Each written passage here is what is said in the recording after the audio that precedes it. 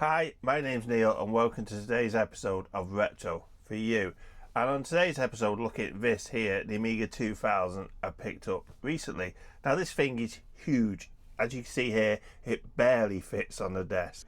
Let's crack on and get this thing open, have a look inside.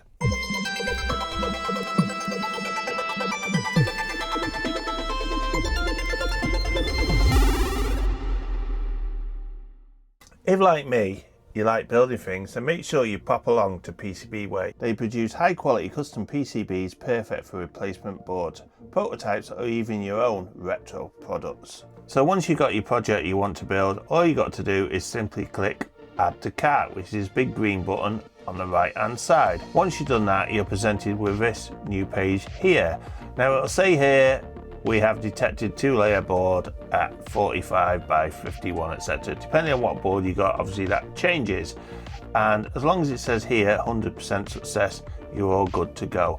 Now there is a hyperlink at the top here for simple tutorial, which will give you some more information should you get lost. Now we do have some options we do need to set. The first one being, make sure you have the right country selected for your shipping costs, so you can make sure you're paying the right amount of postage to get it to your country. Now you got the quantity here, which is always set to 5, which is great because you've always got spares if things do actually go wrong on your build. Now also a couple of options down below which are worth looking at is here, which is your solder mask color and also your silk screen color.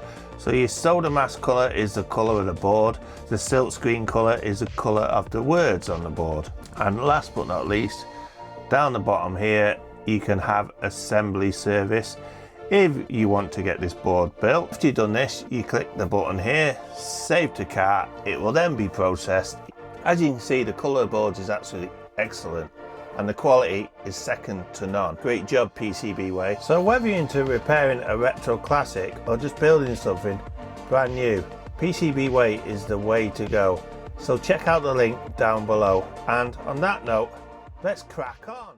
This week I'm a bit short on time due to family commitments, etc. So I decided to do a video on this because I do need to look inside it and have a look what we need to order to get this repaired. I haven't actually opened this up. I haven't tried to power it on because, as you know, these have the Vata inside, which is a battery of death.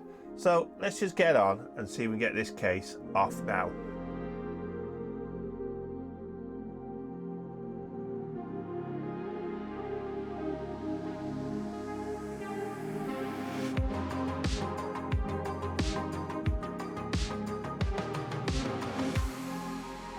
So what do we have inside? We have the 2 floppy drives. It looks very clean actually. There's 8000 down there I can see. There's also this expansion card here which has got a load of sims in it, so it looks like it's memory expansion, but also a hard drive as well. So that might be cool because hopefully this hard drive works and we can see what's actually on this machine. Now the power supply is just absolutely caked in dust inside, so I'm going to take that apart and we'll clean that up. But the board itself is looking quite clean, believe it or not. So I think the first port of call is to get this off here because I think the battery was down under here.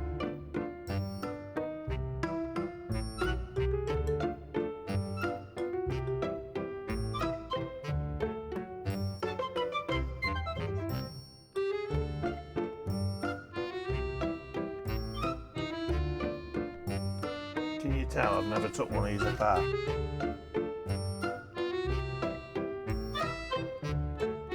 Ah, there you go. Somehow I missed a screw under here. So now hopefully this whole lot should lift out and unplug. Let's have a look inside. Now I guess this is some sort of ROM switcher. I'll just get the microscope in a minute so you can have a look and I can show you what I can see. So looking at it here, this is where the battery was here. Now there is still a bit of it left, as you can see. We get that desoldered properly and get that cleaned up. The actual socket here for the keyboard is actually covered in green stuff. So we'll get some white vinegar on that and try to get that cleaned up. So looking at the CPU socket here, I don't know whether it will need a new CPU socket because the pins themselves don't look too bad at all. but we will take that out and we'll give it a good clean up. Same with these traces here. They don't look too bad at all. I think this should hopefully be able to get it working. I've not seen many big box Amigas, so it's quite exciting for me. But let's just crack on and get this card removed. So it looks like it's got a big bar here that steadies the whole board. I don't think that needs to come out. I think it's just a matter of getting the screw and unscrewing it and then unslotting it from this expansion slot that it is in. I do have my ESD band on. It's always important, I find, with these old machines. We just need to now remove this board. I think it's a matter of just pulling it up gently. I said gently. As gently as I could. Now there is a bit of green I can see on the socket, so that we're going to need cleaning. And obviously there's a bit of green here on the slot. So we've got a Quantum Pro Drive LPS hard drive there. I don't actually know what size it is. I can't actually see it. It doesn't say. I guess it's not going to be that big. And then we've also got some memory here, which again, there's some different size ones there, so I don't know how much memory expansion is on there, but it looks quite a bit. Oh, I'm quite happy that it's got that because it's got the external SCSI port there as well, which means I could run an external drive or maybe an external SCSI CD-ROM or something, etc. It's just nice to have that extra bonus in there and a surprise, because I'd love to see what's on that hard disk. It's like archaeology, isn't it, when you get these stuff. Let's just crack on and get this board removed.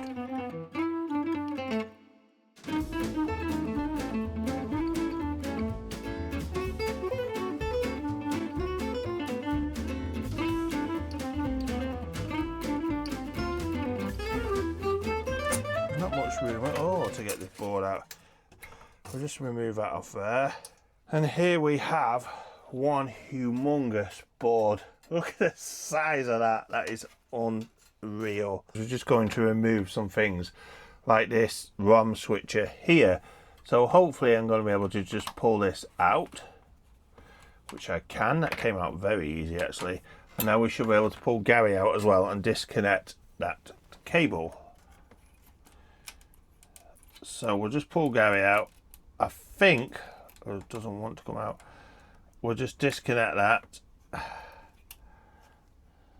That Gary's leg, it's damaged Gary's leg slightly. I don't like that.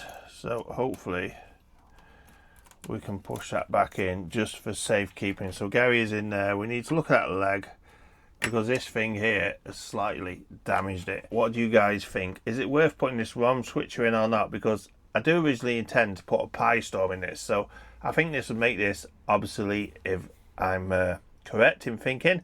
Drop me a comment down below on what you think, whether we should use this with the Pi Storm or not. What else I said we'd look at is this CPU socket here, because I want to know whether we need a new CPU socket or not. So what I'm going to do is we're just going to carefully remove this processor, and I mean carefully.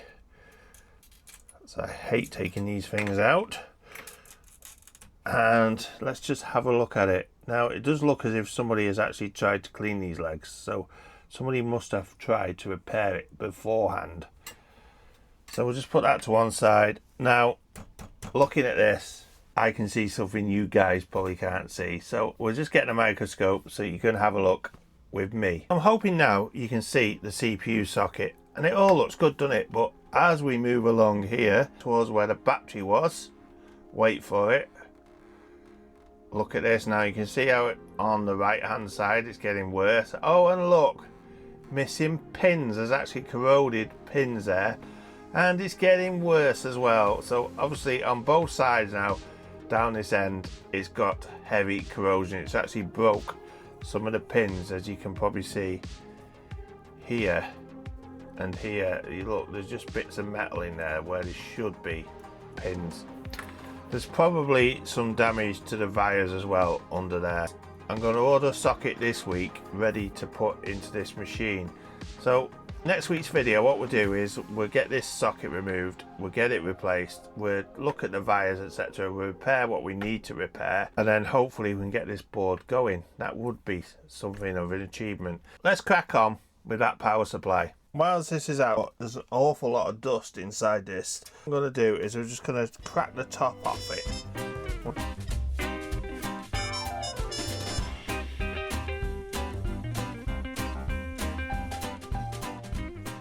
will show you how bad this actually is. Look at all this dust in here. There's capacitors there.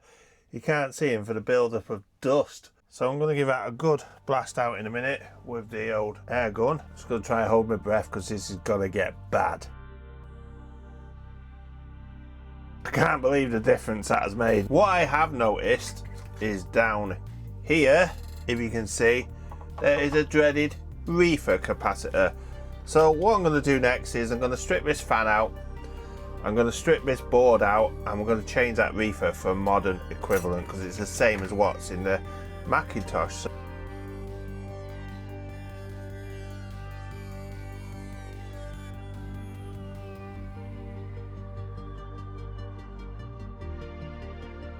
As you can probably see there now, that is the RIFA, and we're just going to get the desoldering gun and we're going to pop that out.